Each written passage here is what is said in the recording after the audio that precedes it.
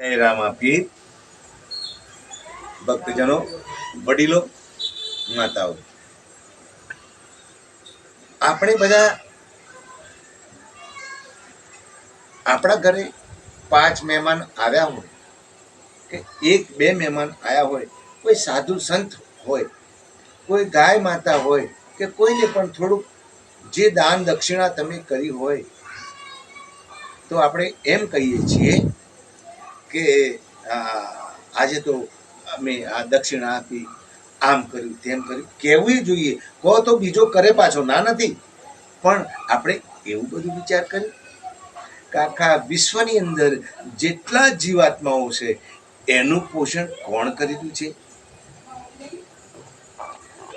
આપણે કોઈ દિવસ આવો વિચાર કરો એ કેવો હશે?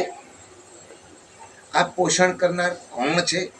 વિશ્વને એક રાજા એવું કહેતો હતો કે હું બધાનું પોષણ કરું છું. ત્યારે ઋષિ એક ઋષિ મહાત્મા નીકળ્યા, એમને કીધું હે રાજન, તમે બધાનું પોષણ કરો છો? કે હા. તો ચાલો મારી જોડે. તો રાજાને આગળ લીધો, પ્રધાનો 2-5 માણસો લીધા અને પછી લઈ જઈને કે આ પથ્થરો તોડાવો. મોટી પથ્થર હતો કે તોડાવો પથ્થર. પથ્થર તોડાયો. પથ્થરની અંદર દેડકો નીકળ્યો અને અંદર પાણી ભરેલું. દેડકો ડગ ડગ ડગ ડગ કરતો દેડકો નીકળ્યો. ઋષિએ મહાત્માએ કીધું કે હે રાજન, આનું પોષણ તું કરસ? રાજાએ તુરંત ઋષિ મહાત્માના ચરણે નમી પડ્યો. આ તો કોઈ અલૌકિક વસ્તુ જોવામાં આવી છે. આનું પોષણ અમે ન કરી શકીએ.